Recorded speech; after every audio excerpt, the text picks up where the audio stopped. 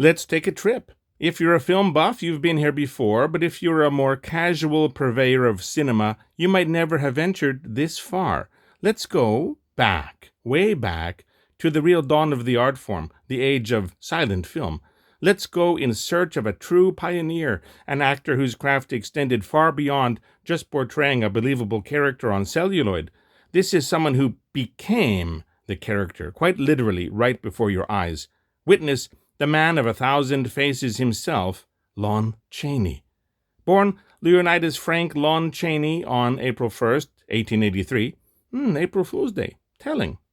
And tragically passing on August 26, 1930, at the age of just 47, too young. Lon Chaney was gone just as film was changing from black and white to color, from silent to sound. He never got to make any color feature films, but his final film was a sound production. He starred in 1930's The Unholy Three, a sound remake of 1925's silent film of the same name in which Chaney also starred. This film proved that Chaney would have transitioned easily into the new type of cinema being born. An enormously talented actor and highly skilled as a dancer, singer, comedian, Chaney had it all. But it was his inventive use of makeup and costuming techniques to transform himself into convincing characters that stands to this day as his greatest achievement. Makeup for film, as we know it, wasn't really a thing back in those days, which is interesting since without sound, the performer has only the dexterity of their face and body to communicate with the audience. Unsatisfied with this, Chaney developed his own tools and techniques, some quite painful, and could mold his face into whatever the role needed. Especially iconic are his performances in classic silent horror, like Quasimodo in 1923's The Hunchback of Notre Dame, or the titular Phantom in 1925's The Phantom of the Opera.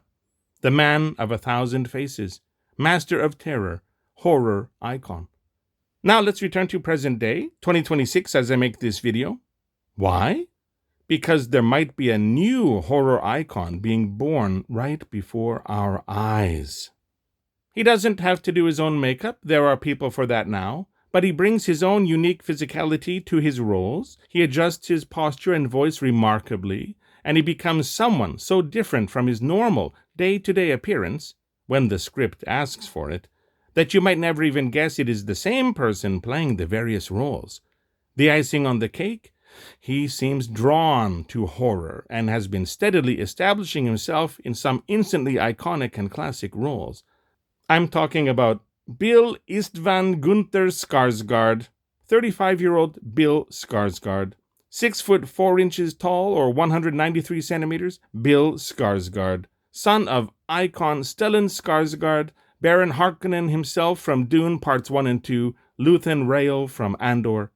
Actor, model, producer, director, Bill Skarsgard. What are his credentials? What has he done that makes me slide him into Lon Chaney's shadow as a potential inheritor of Chaney's place in cinema? Here's a taste of his resume. Roman Godfrey in Hemlock Grove, Pennywise the Dancing Clown in 2017's It, his first adventure into the world of Stephen King. Henry Deaver the Kid in Castle Rock, more King. Pennywise again in It Chapter 2, this iconic portrayal has truly entered the cultural zeitgeist. Willard Russell, a father haunted and traumatized by his past, in The Devil All the Time. Sadistic Marquis Vincent de Gramont in John Wick Chapter 4. What a voice!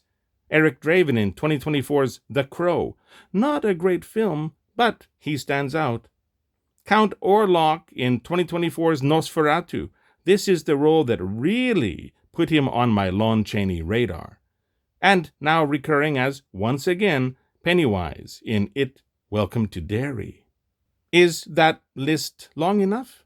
This man is amassing a body of work in horror or horror-adjacent film to add him to the list of iconic actors in that genre, I think. Do you agree? He doesn't have to do his own makeup, true, but he brings a physicality all his own. That disturbingly wandering eye in It, he does it himself. The range of voices he can achieve is truly remarkable. And as for makeup, just look at Nosferatu. No sign of Bill Skarsgard anywhere. It is all Orlok. What do you think? Am I off base here? Or does Bill Skarsgard earn his stripes as a horror icon? Drop a comment and let me know what you think. Is there anyone else who deserves a mention? Leave a like if you made it this far, or if you enjoyed this video. Share this if you can. And consider subscribing to my channel for more stuff like this, the usual YouTube stuff, and it would be greatly appreciated. I'm Jason. Thanks for watching.